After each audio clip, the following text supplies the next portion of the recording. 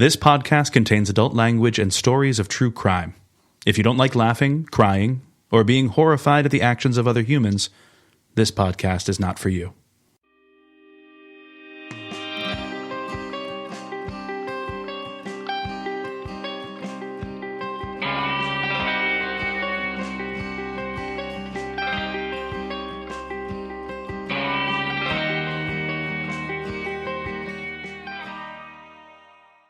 Listener short stack number 21. Ooh, legal drinking age. Did we want to do an intro or? Oh, hi. Well, hi. We're going to read you things now. Yeah, welcome to a listener short stack. You guys know the deal You at know this what's point, up. I think, right? You've done this before. We've done this before. Listeners, we're actually adding this on to this episode because we just got this news, I think this week, right? It's a pretty big deal. So we have an update on the Micheal Joy Garecht case. We covered Micheal Joy Garecht in season 1, episode 14, and we have an update, which is super cool. So Micheal Joy Garecht was riding her scooter with a friend and went into the Rainbow Grocery in Hayward, California to buy some snacks on the Saturday morning before Thanksgiving in 1988. Her and her friend left their scooters outside, and when they returned, one of the scooters had been moved behind a car. So Michaela went to retrieve her scooter, but was grabbed by the driver of the car and forced into the vehicle. So, I mean, this is a really famous case, especially if you live in that area of California. So terrifying. So this week we found out a man who has been in prison since 1989 has been charged with the kidnapping and killing of 9-year-old Micheal Joy Garecht. David Mish, age 59, who is serving a sentence for an unrelated murder conviction, was charged by the Alameda County District Attorney Nancy O'Malley in the disappearance of Micheal Garecht. Investigators found a fingerprint on Michaela's scooter. 30 years later, they took another look at the evidence in the case. Their fingerprint examiner allegedly linked Mish's fingerprint to the one on the scooter. Witnesses allegedly placed Mish in the area at the time of the kidnapping. According to Alameda County District Attorney Nancy O'Malley, Mish had also been convicted of 2 prior felonies, assault with a deadly weapon in 1982 and commercial burglary just 2 months before Michaela's kidnapping.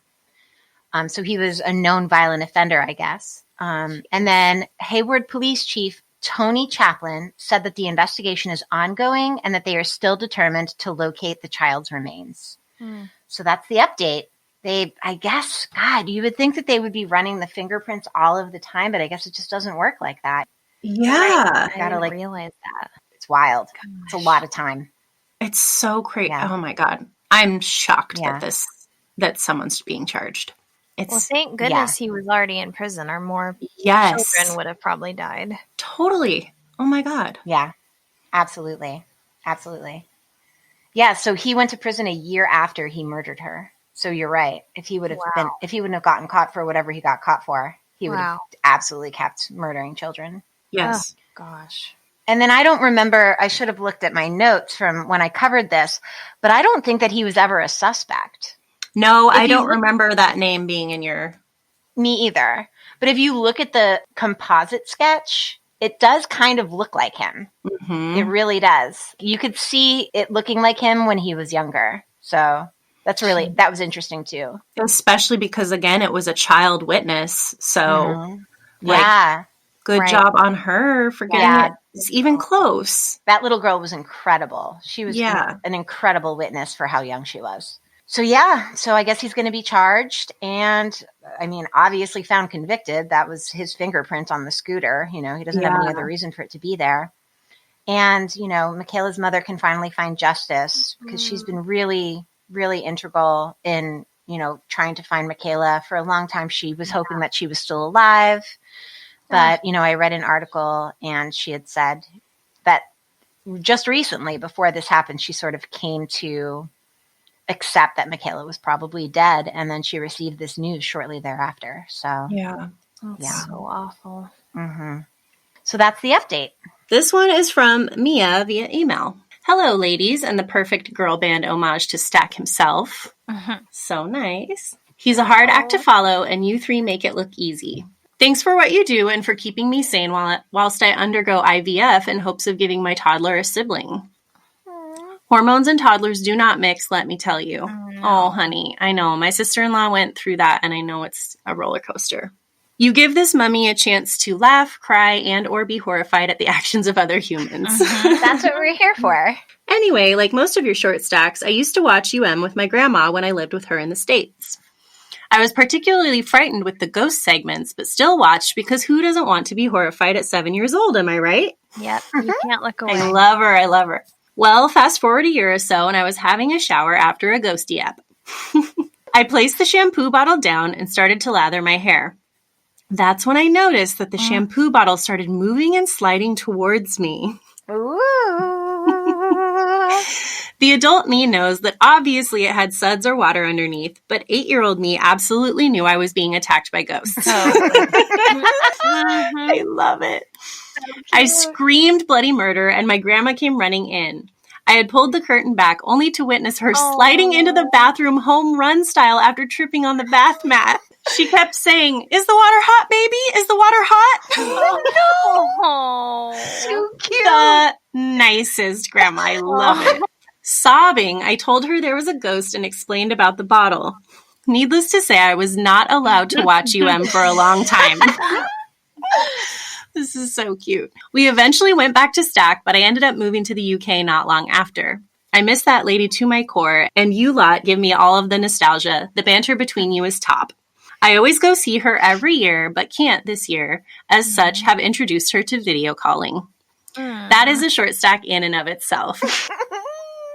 Hug your grandmas if you can, and if you can't, then introduce them to video calling. You won't regret it. Lots of love and keep safe. P.S. I just joined Patreon and finally found the initial episodes. I had always wondered why they weren't listed. They are good episodes. Babes, you smashed it for the first take. The Patreon content is brilliant, by the way. Best wishes, Mia. Mia, you're the best. Little honey. We love a ghosty. We love a grandma. We love how well written this was. You're gosh. So cute. Love it. Okay. I have one from Jessica H. via email. Hey ladies, my husband and I were talking about some old cases last night, and I immediately thought of you three and the 50 states of the unsolved. When you get around to Massachusetts, here are a couple suggestions for you. So we're past it. We're slow. Oh, no. Sorry. Oh my God. What? I'm reading ahead. Sorry. She suggested the one I chose, and I didn't even read this. Oh, cool. Okay. Great. That's great. Okay, leave all that in. Okay. Jessica, you sent it to Carlin without even knowing. You have Oh my God. Okay, so the first one, the case of Angelo Andy Puglisi Jr., a 10-year-old boy who went missing from a public swimming pool, mere yards from his home. Ugh. The case took place in Lawrence, Massachusetts in August of 1976, 2 years before I was born. There is a documentary called Have You Seen Andy available on HBO that was put together by his childhood friend that was there, oh my gosh, and one of the many children with him at the pool that day. It's a heartbreaking and frustrating case. One of the long-believed suspects in his case, a pig of a child rapist pedophile, was released from prison last year. It's an interesting case to delve into. Also, the case of Joan Risch. Is that how you say it? Yes, which I'm now realizing it probably was in our spreadsheet. That's probably where I got it from. No, Carlin, you take all the credit, girl. You did it. She went missing from her home in Lincoln, Massachusetts on the afternoon of October 24th, 1961, leaving behind her 2 young children, a strange crime scene, and a lot of unanswered questions. I have gone back and forth on what I think happened, and every time I think I have settled on a theory, I question things within that theory. I'm curious what you all think before I put my thoughts out there. Okay, so if you want to hear what we think, you can subscribe on Patreon. Oh my gosh, and I feel so bad that I didn't shout out Jessica H. when I did this. I feel bad. Check the spreadsheet. Maybe it wasn't in there. You should check. Honey, I think it was. It probably was. But then the Andy Puglisi one would have been in there too, right? Yeah, but I just didn't choose it. Oh, okay. I'm just trying to help you here. Sorry, Jessica. You're a queen. Thank you for giving me this idea that I definitely did not have myself. But please, Allison, listen to me carefully when I say do not edit any of this out. I will not. Especially the part where Carlin says, oh, She mentioned a case that I didn't even read. Okay. Okay, Jessica continues to say, oddly enough, and a total side note, in doing some research on this case myself, I discovered her son, who was just an infant left behind in the crib when she disappeared, lives in a nursing home in my hometown and went missing himself a few years ago. Oh. Thankfully, he was found a week later. He was Carlin, did you cover that? Carlin! Carlin's being called out. He was only 58, though I believe he has early onset dementia, and that is why he's in a nursing home. Oh, that's so sad. And then she says, and if you already have a case from Massachusetts or these don't fit the bill, I still suggest you read up on these. They are interesting cases for those of us that like this sort of stuff. I listen to you all the time at work and have suggested your podcast to everyone. Keep up the great work. Jessica H. Oh, thank you, honey. You know, Jessica H., you're really doing the great work here. You are. And I did not shout you out, and I feel horrible. You've taught Jessica, us we need to impart how bad Carlin is going to feel about this for like the days to come. This is really going to bother her. And it will never happen again because she feels so bad. She suggested a great case. I feel horrible. It was a great case. Jessica, if you are not a patron, we will send it to you for free. Yes, absolutely. Email us your information and we'll send it to you for free. Yes. Okay. So this comes to us, Wendy via Facebook. Oh, yeah. And she says, hi, ladies. I just listened to your March 3rd episode, Dat DNA, episode 13. Wow. Sometimes when I look back on our episode, oh, it's so embarrassing. This is not good. Jesus Christ. Like, remember when we thought it would be cute to make up titles? It's based on things that we said and then pulling them out of context. Like we were funny or something, like self-referential. Yeah. Okay. So apparently, season 2, episode 13, we had a show called Dat DNA. Great. Definitely not feeling humbled by that at all. She says, the Signal Mountain Murders. Just wanted to say that Carlin did a fabulous job. Oh, look at this. This is bringing it back around for you, Carlin. Oh, I'm reading now? Yeah. Listener Short Stack 21 is a roller coaster of emotions for Carlin. Oh my God, it really is. Oh, no. Have another Modelo, baby.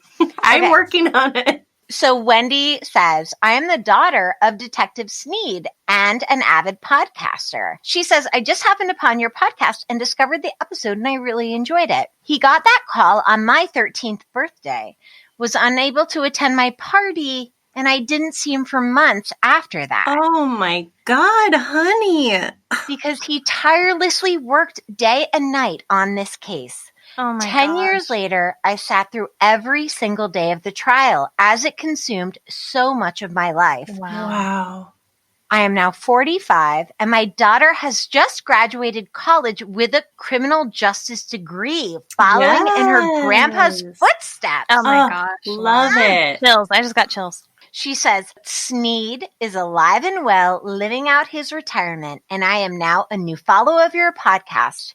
Keep up the good work. I've got some binging to do. Aww. Love, Wendy. Oh, so nice.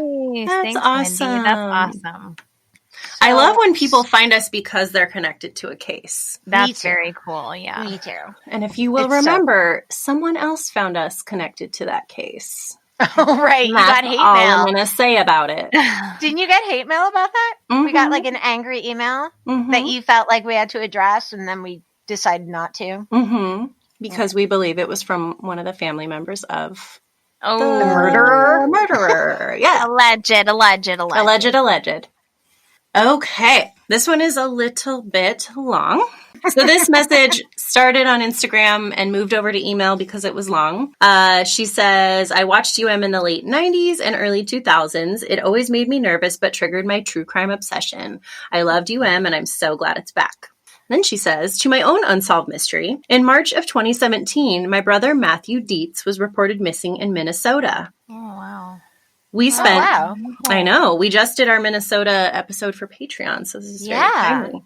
She says, we spent 6 weeks looking for him, and on April 23rd, 2017, his body was recovered in the Mississippi River in Minneapolis. Oh my God, that's horrible. She said, this happens more often than you'd think. Oh, Yikes. Since we've heard a lot of theories and think we know what happened, but the DA will not prosecute due to, quote, lack of evidence, and she says in parentheses, thanks, water. We're still hoping either the murderer or a witness will come forward and tell their stories. Oh, my gosh. And so I had written back to her and been like, oh my gosh, we're so sorry for your loss. Let us know if you want to tell us more about this. Yeah. So I asked her for more info and she wrote us back via email. And she said, okay, so first off, you are the truest sweeties for waiting. I have ME/CFS and have been down with a bad flare for the last week. So Matt's story. In January of 2017, Matthew went into the Shelburne County Jail in Elk River, Minnesota for non-payment of child support for his 4 children. On March 2nd, 2017, he was released from jail with nothing but the belongings he went with. He then walked several miles into Main Town Elk River to see a friend at a car wash. From there, the story blurs for us. From what we've been told, he called a few people and eventually ended up at Anoka/Coon Rapids, Minnesota.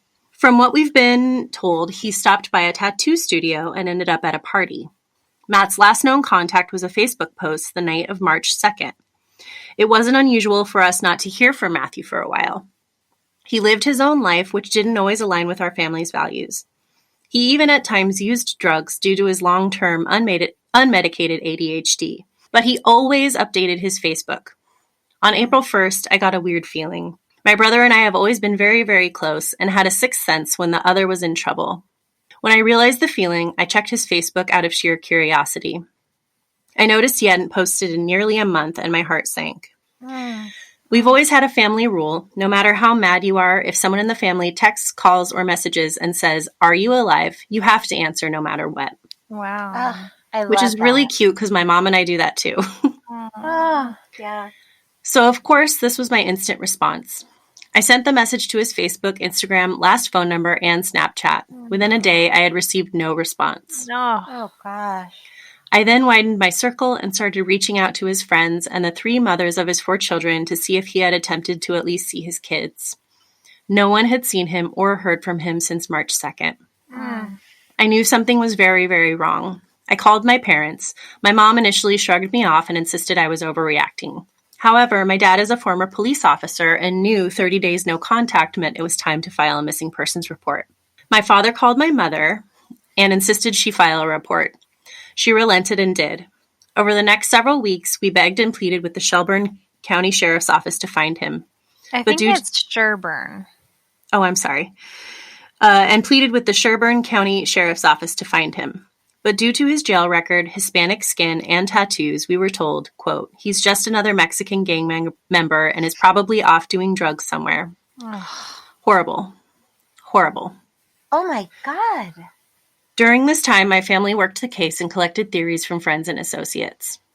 By about April 15th, I knew in my heart he was dead. No one believed me, but again, sixth sense. On April 23rd, I had been at my mom's visiting and drove the hour and a half to my house in the South Metro. Only an hour after getting home, my husband's phone was ringing with my mom's number on it. He looked at me and said, "Your mom's calling." Not unusual since I had left my phone in the bedroom charging. So I went to grab my phone and saw that I had 7 missed calls from her. Oh, the worst. It's always a heart-dropping feeling. I called her back and she said, they found him. They found his body. Oh, no. I didn't know how to react. I asked if she wanted me to come over and eventually hung up. My husband insisted on not letting me drive the hour and a half back to my mom's house. Knowing they had found him deceased, we drove north and I simply sobbed the whole way. Oh, God. When we arrived at my mom's house, a letter was being passed around. Matt had written my mom from the county jail sometime in February, but she had never opened the letter due to a strained relationship. That night, the family passed around the letter that had outlined his hopes for getting better, his love for his children, and his apologies to all of us for the hardship he put the family through. The next morning, I got the full story. In Minneapolis, Minnesota, under the Lowry Avenue Bridge, a Native woman walking her dog came across his body floating in the Mississippi River. Oh, God. The Hennepin County Sheriff's Office was investigating the death as a homicide. At Matt's funeral, a man we did not know showed up with his cell phone and gave it to my parents. He said Matthew had left the phone at his home. As far as we know, this is the home where the party was that night. After months of investigation and dozens of horrific stories about how Matt's body ended up in the river, the sheriff's office called us in. They told us after over 100 interviews there was not enough evidence, and the prosecutor was declining to prosecute the case, asking the sheriff to do more investigation. The sheriff then declined to continue investigating and put the case on the shelf. We still have not gotten any closure on the case 3 years later.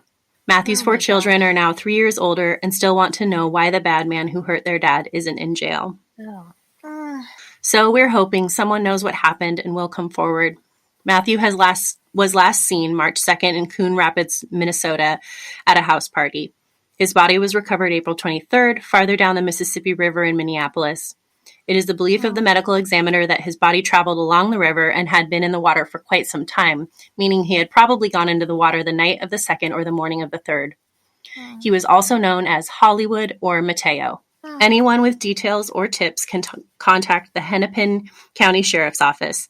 I've attached pictures and links. So she sent us some links to articles about this, which we'll obviously give to you guys. Thanks, ladies. Keep kicking ass, Melissa. Wow. Sad. Thank you. Melissa, thank you so much for sharing that with us. Yeah. All we can hope is that somebody does know something. Oh my gosh. Yeah. So awful. Thank you, Melissa.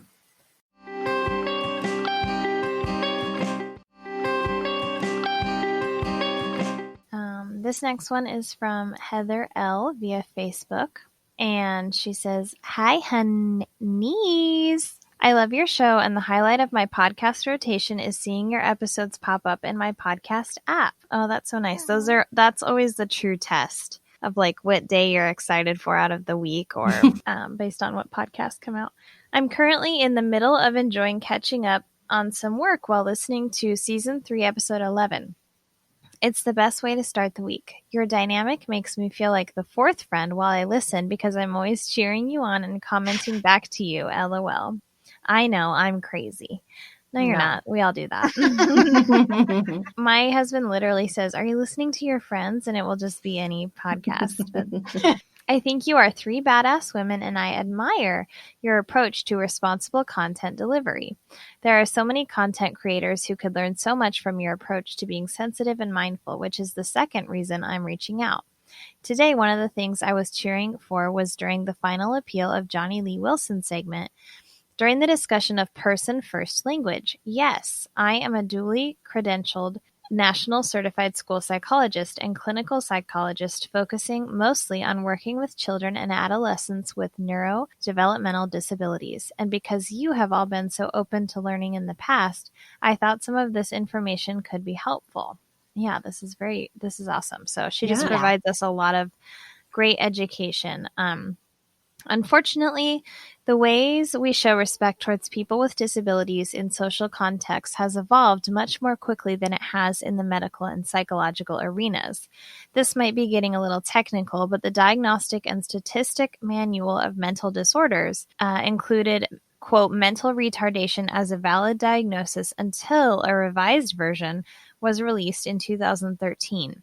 This means that as recently as 8 years ago, this was diagnosed, and children as young as 13-ish may have this diagnosis within their medical histories. It feels counterintuitive, but hear me out. When discussing the medical history of someone who received a diagnosis of MR, I just call it MR because yuck, I hate saying the R word, it is medically correct to repeat that label. Likewise, people may also have in their medical histories a non-person first variation of MR. Again, this is not the current label we use for our new diagnoses, but MR still lives in the charts of many. Wow. That is so interesting. Yeah, and I don't think I would be offended by it in that context because that is literally where it comes from. Right. It's just the negative connotations that people have put on it now. Of course. Well, and then not everyone has all of this understanding, so Yeah. When a new Diagnostic and Statistic Manual comes out, a previous label is not automatically updated just because it maps on with a previous diagnosis in the new manual, meaning that everyone with a MR diagnosis in their medical history prior to 2012 doesn't diagnostically have ID. The diagnosis is updated after another evaluation. However, I love how this was addressed on the show by stating that, quote, we now refer to this as an individual with an intellectual disability, because just because our medical culture is still evolving and slowly updating doesn't mean socially we can't do better. So while it's technically not incorrect to refer to a MR diagnosis when discussing an individual's history, it is a good idea to say MR and appropriate after doing so to move on, like you ladies did, and refer to the individual as having intellectual disability and removing the R word from future reference. Wow, Carlin, nice job, work. Carlin. I didn't even know that when you said that. She also responds a lot, or like gives a lot of other things about just diagnoses and also how IQ is used.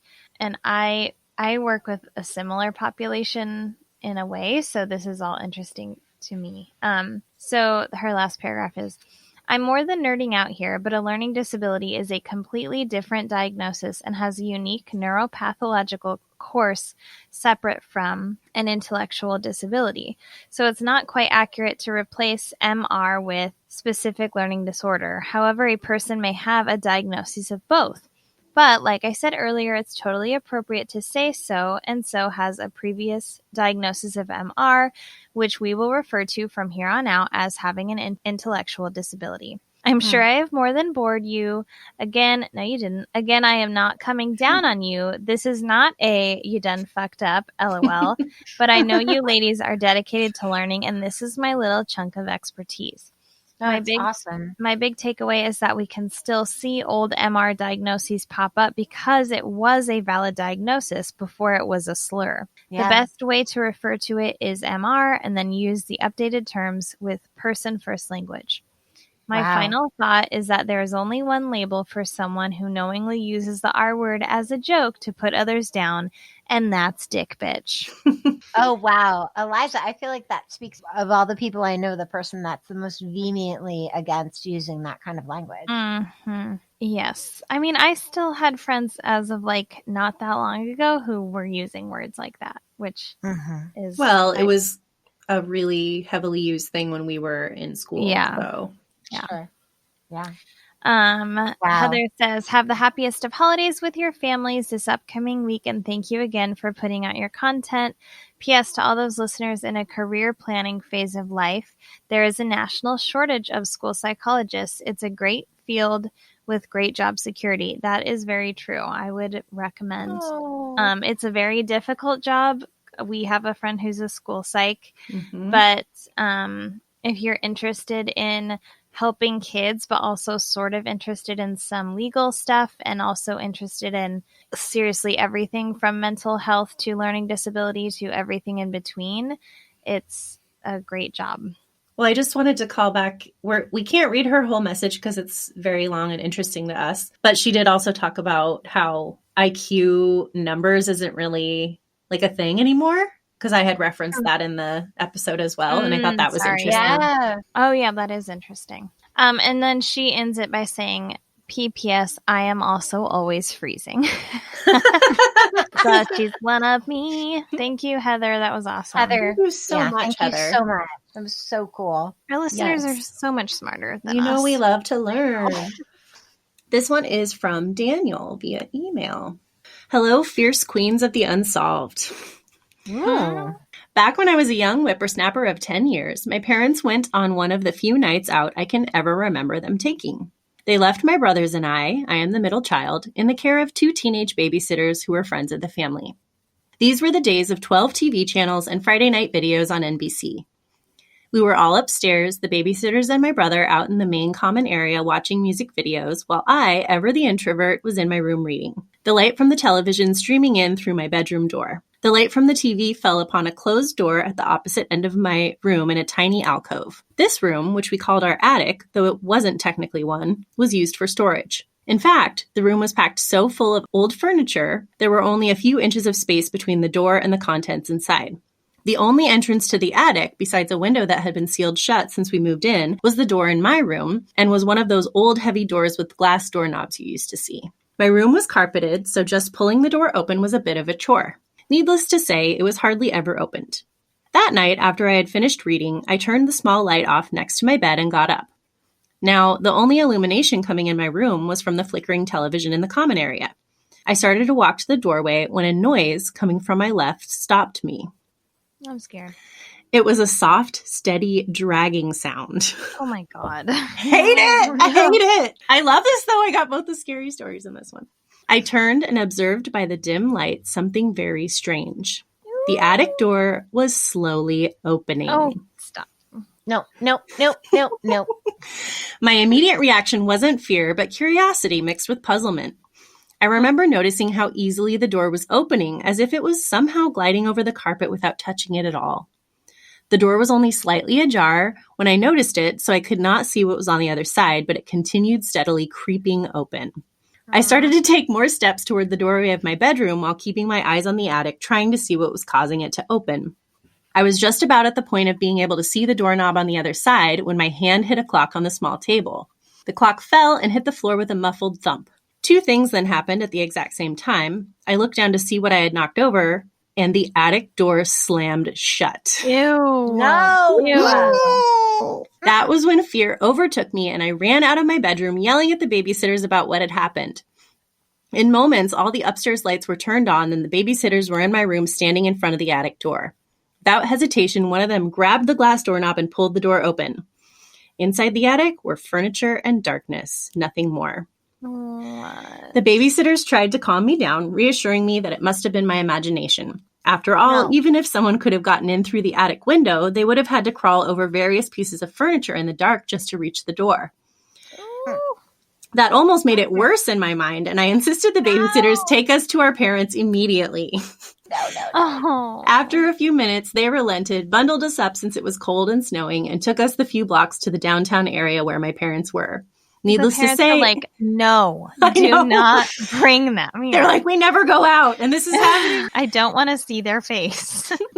He says, needless to say, my mother and father were surprised when we arrived, but thankfully they agreed to come back home. That night, my father checked the attic as thoroughly as he could before shutting the door tightly and placing a chair in front of it. He reassured me that I was safe, and I went to bed staring at the dark alcove and the door within wondering who or what I would have seen on the other side of that door had I not knocked the clock over. It's been 37 years and I still wonder. Oh my gosh. He signs it, your straight white male queen and fellow fan of all things unsolved, Daniel of Lawrenceburg, Kentucky. Yes, Daniel. Daniel. That's so scary. Great storytelling. Bravo. Very Oh my scary. goodness. Very Love scary. it. I don't like that. The fact that it would be so much less scary if it had just stayed open, but the fact that it then slammed shut is Yes. horrifying. Very No. horrifying. I will say, living in an old house myself, the doors constantly change. We have multiple doors in this house that, depending on the time of year, are either very difficult to open or Yes. very easy to open. It's super weird, That's true. but that is a thing that happens. But, Yes. But No. this Wood case, it swells was and probably a stuff. ghost, let's be real. Yeah, of course. Yeah, I hate it. I hate the Absolutely. whole thing. I love it. Oh, Thank you, Daniel. thanks, Thank you, Daniel. All right, and this is our last message. It's short, but it's interesting. So this comes, I don't know actually who the name of this person. They are Retrograde Media on Patreon for us. Fancy. So, Mysterious. I think Very we looked it up mysterious. and it's a shop of some sort, but I don't remember. okay. Oh, that's cool. And they wrote to us listening to season 3, episode 10, and recently watched Ahead of It. The reenactor of the Loretto Carpenter, so Yes. Loretto Chapel, is absolutely the same guy who played elderly, brushy Bill Roberts in the classic Billy the Kid Legend Oh my segment. god! You know what? That makes so much sense. Oh, Carlin, our Instagram queen, we have to find an image of the Carpenter and Brushy Bill. and Yes, post we have it. to. We have to do a side Yeah. by side. yeah, we must. Oh my gosh, I love that tidbit. The audacity of Unsolved Mysteries reusing the same actor for 2 very important segments. I've always wondered about that though, and then just never looked it up. But of course they did sometimes. I mean, I remember Brushy Bill Roberts being specific in his look, and I cannot believe that I did not recognize him That I know. as the carpenter. As Jesus. Well, the nips weren't out. Oh, that's true. If we had seen the nips. Lord. So So thank you to Retrograde Media for pointing that out for us. We had no idea. Friends, if you want to also send us something, just a reminder, it's really helpful if you could send it so that we can just read it right off and not have to do much editing ourselves. Everyone that wrote today did an awesome job. Thank you. It's just nice to hear a good story or a well-written email or letter. So thanks for all your hard work with those. And you can send them to us at resolvedmysteriespodcast@gmail.com. And you can also find us on Instagram at Resolved Mysteries Podcast, and also on Facebook and Twitter at Resolve the Pod. Did I get it all right? You and did. resolvedmysteriespodcast.com. Yes. Oh my gosh. Yeah. I did it, and I'm not even looking at it. And we love you, and thank you for listening. And of course, you can become a patron if you'd like to. You get early access to these episodes if you're a patron, and along with other fun content and episode series that we do only on Patreon. And you can go to patreon.com/resolvedmysteries. Podcast. Ah, damn it. You'll find us. You'll find us. Just find us. Just try your best. We're out there. We're Do out there. your best. Use the internet. Thank you, listeners. We love you. We love love you so. Bye. We love you like Brushy Bill loves to have his nips out. Bye. Bye.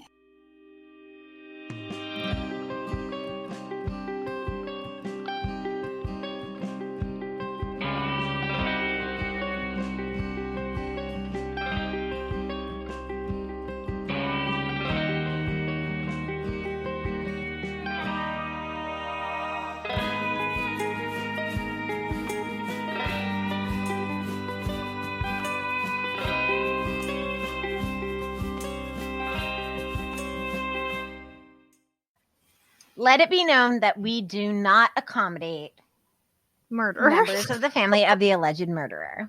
No. Here. No. No. Not if you write to us and you're mean to us and you're you're the alleged murderer. And you try to say that every source out there is wrong, and you're right. Mhm. Sorry. Yeah. Yeah, if you come to us with that QAnon bullshit, we out. We don't abide that shit. Out.